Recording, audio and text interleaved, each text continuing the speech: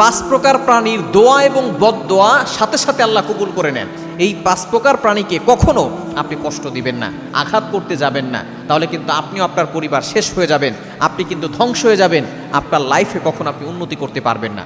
অবশ্যই আমাদেরকে স্মরণ রাখতে হবে, আমরা অনেক সময় অনেক প্রাণীকে আমরা অজানাভাবে আমরা প্রাণীদেরকে কষ্ট দিয়ে ফেলি। কোনো প্রাণীকেই কষ্ট দিবেন না, কারণ এই প্রতিটি প্রাণী কিন্তু আল্লাহ তাআলা সৃষ্টি করেছেন, এই সকল প্রাণী আল্লাহ তাআলার মাখলুকাত। সুতরাং তাদেরকে কষ্ট দিলে তারা কথা বলতে পারে না, কিন্তু তারা কিন্তু আল্লাহর জিকির করে, তারা কিন্তু আল্লাহকে অভিযোগ করে ফেলবে, তাহলে কিন্তু আপনি শেষ হয়ে যাবেন। বিশেষ করে পাঁচটা প্রাণীর কথা নবীজি সাল্লাল্লাহু আলাইহি ওয়াসাল্লাম জানিয়ে দিয়েছেন। এক নাম্বার হচ্ছে কুকুর।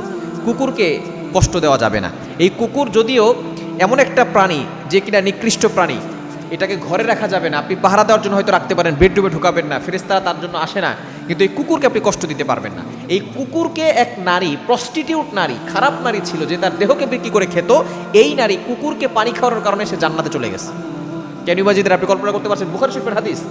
এক প্রস্টিটিউট নারী, সে অপকর্ম করত, নিজের দেহ বিক্রি করত। সে দেখেছে একটা কুকুর, সে নিরীহভাবে পড়ে আছে, গলায় তৃষ্ণার্ত, পানি পাচ্ছে না। সেই নারীটা তার পায়ের মোজা খুলে সে কূপ থেকে পানি উঠিয়ে সেই পানি তাকে কুকুরকে পান করিয়েছে, যার কারণে কুকুর জীবন ফিরে পেয়েছে। এই একটা ভালো কাজের কারণে সেই নারী জান্নাতে চলে গেছে। এজন্য এক নাম্বার, কুকুরকে কষ্ট দিবেন না। নাম্বার 2, দ্বিতীয় নাম্বার হচ্ছে বিড়ালকে কখনো কষ্ট দিবেন না।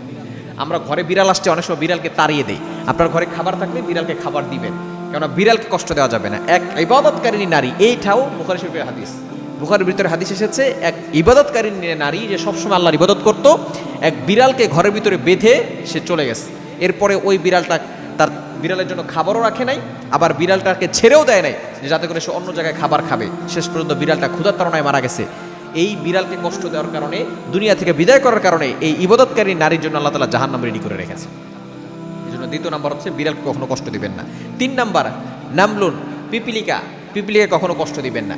এই পিপিলিকা নামে আল্লাহ তাআলা একটা সূরা নাযিল করেছেন, সূরাতুন নামল। নামল শব্দের অর্থ কি? পিপিলিকা। এই পিপিলিকা আপনার ঘরে যদি আসে, এটাও বরকতের লক্ষণ। সুতরাং পিপিলিকা কখনো পিপিলিকা মেরে ফেলবেন। আপনার ঘরে আসলে তারা খাবারের জন্য এসেছে, খাবার খেয়ে আবার চলে যাবে। সুতরাং পিপিলিকাকে আপনি কষ্ট দিবেন না। হ্যাঁ, যদি বেশি আপনার উপরে নির্যাতন করে সেটা ভিন্ন বিষয়, তবে পিপিলিকাকে আঘাত করবেন না, তাহলে কিন্তু আপনি শেষ হয়ে যাবেন। এবং 4 নাম্বার হচ্ছে কবুতর, আর 5 নাম্বার হচ্ছে চড়ুই পাখি।